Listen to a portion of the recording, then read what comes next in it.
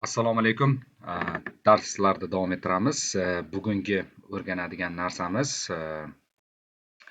so'z chegarasi degan narsani o'rganamiz. Ingliz tilida word boundary deyiladi. So'z chegarasi. Xo'p, birdan to'g'ri nima maqsad yo'lida ishlatilishi bilan tushuntirib ketaman. So'z chegarasi nima degani? Mana masalan, bizda hozir string bor. String borda, mana shu stringimizda deylik, hop, Assalom O'zbekiston debdi. Kelinglar bundan boshqasini olaylik. Inglizcha yozaylik. Hello JavaScript deb yozaylikda. Keyin yana hello Java ham deb yozamiz. Ikkita til bor mana. Bittasi JavaScript, bitta Java, ikkita tillar bor-ku. Endi mana ko'rib turibmiz stringimizda endi maqsad qo'yaylik. Maqsadimiz shunday bo'lsinki, shunday muammo bor bizda. Mana shu stringning ichidan Java degan so'zni bor yo yo'qligini tekshirmoqchimiz yoki bo'lmasa o'sha Java degan so'zni ajratib olmoqchimiz. Java degan so'z bormi yo'qmi? Lekin JavaScript bo'lishi kerak emas. Mana shu ham muhim. Ya'ni bu degani tekshirganimizda mana bu faqat mana bu JavaScript so'zida ham Java bor, to'g'rimi? Ichida Java bor. Bizga u kerak emas.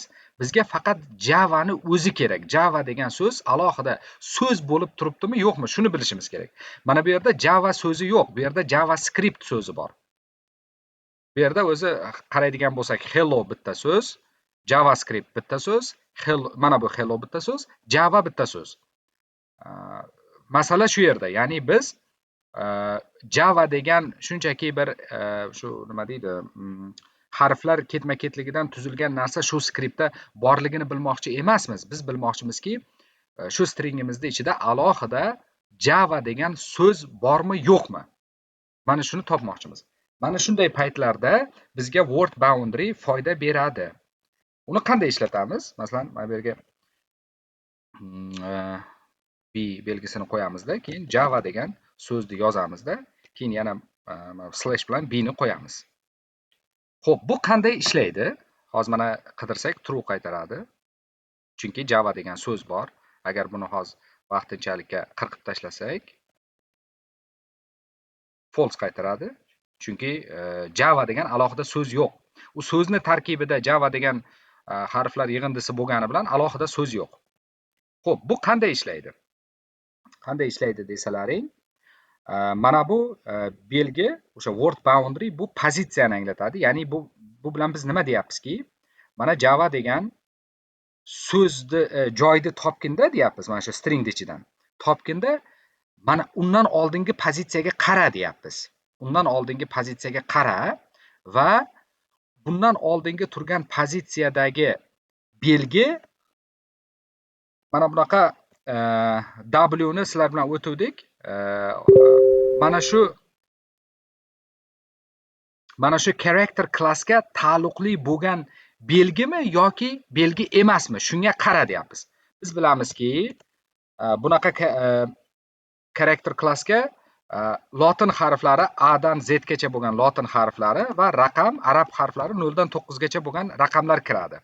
Ya'ni bu bilan biz nima deyapmizki, mana shu Java degan yozuvdan oldinda turgan narsa, oldinda turgan pozitsiyadagi belgi bu lotin harflariga tegishli emas va 0 bilan 9 ga tegishli emasligini tekshir deymiz.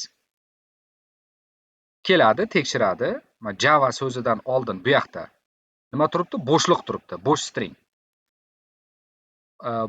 Bo'sh string bu lotin harflariga taalluqli emas.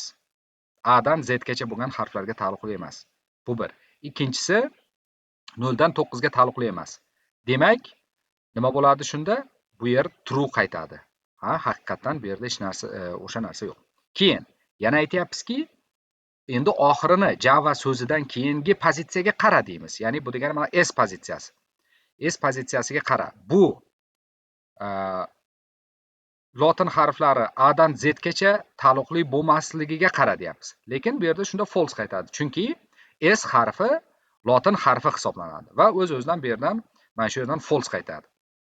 Keyin bu yoqqa keladi. Bu yerga qarasa, undan oldingi pozitsiya Javadan oldingi bitta pozitsiya lotin harfiga ham to'g'ri kelmaydi. 0 bilan 9 orasidagi harfga ham to'g'ri kelmaydi. True qaytadi-da. Bu yoqda tekshirsa, bu yerda ham bu yerda tekshirganda, bu yerda ham xuddi shu ahvol. Bu yerda hech balo yo'q. Bu belgi bo'sh string ham emas, hech narsa yo'q. Bu degani o'z-o'zidan bu ham to'g'ri keladi. Ya'ni bu yerda bu pozitsiyadagi turgan narsa ham biror bir harf ham emas, lotin harfi ham emas, biror bir arab raqami ham emas. Demak, true qaytadi, shuni oladi. Mana shunday qilib ishlaydi bu. Ishlash prinsipi shunaqa. Va bu foydasi, keltiradigan foydasi bizga imkon beradiki, nimalarni biz xohlagan so'zlarni stringni ichidan yulib olishga yoki bor yo yo'qligini tekshirish imkonini beradi. Aynan o'sha biz xohlagan so'zlarni. Masalan, mana bu yerga men undov belgisini qo'ysam ham, baribir Java'ni topib true qaytaraveradi, chunki undov belgisi nimaga harf emas yoki raqam belgisi emas. Va bu true ni qaytaraveradi. Bu bitta narsa. Endi xuddi shuni faqat so'zlarga ham emas, alohida sonlarga ishlatsak ham bo'ladi.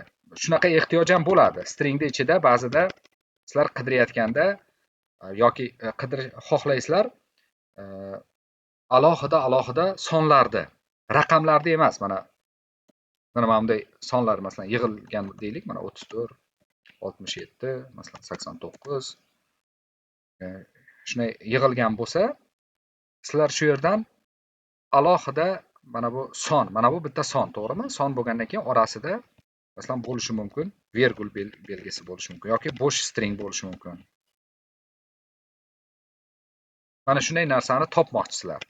Ya'ni har bir sonni topmoqchisizlar. Birdan mana bu to'rtalasini emas, chunki ba'zida bo'lishi mumkin, mana bunday oddiygina bo'shliq ham bo'lishi mumkin-da, shunisi ham mumkin.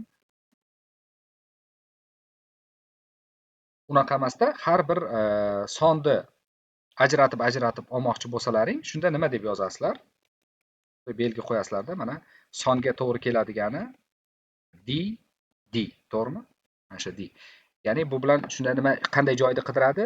Ikkita raqamni qidiradi, ikkita raqamli joyda. Ikkita raqamli joyda qaraydi, bu tarafiga, pozitsiyaga qaraydi. Raqam bormi yoki lotin alifbosi bormi, yo'qmi? Yo'q. Hech narsa yo'q bu yerda.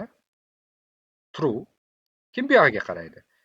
O'sha boyagi gap, lotin harflari bormi yoki raqam bormi? Yo'q. Bo'shliq bor.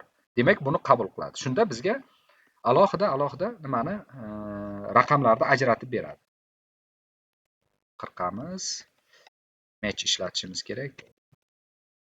Maqsadimiz deylik, mana shu stringdan sonlarni chiqarib olish. Match deymizda. Mana bu beramiz. Boshlanishiga bu bitta qaytaradi. Keyin mana bu yerga g ni qo'ysak, mana ko'ryapsizlar, hammasini qaytarib beradi. Mana shu maqsad yo'lida ishlatiladi. Albatta bu juda foydali. Menimcha o'zlaring tushundilaring. Kelajakda ham shu alohida sonlarni ajratib olish yoki alohida so'zlarni ajratib olish kerak bo'lganda, albatta buni ishlatsalaring bo'ladi. Xo'p, lekin shu yerda bitta muhim momenti bor. Sizlar bilasizlarki, sizlar bilan oldindan o'tganmiz. W character klassi faqat lotin harflariga ishlaydi.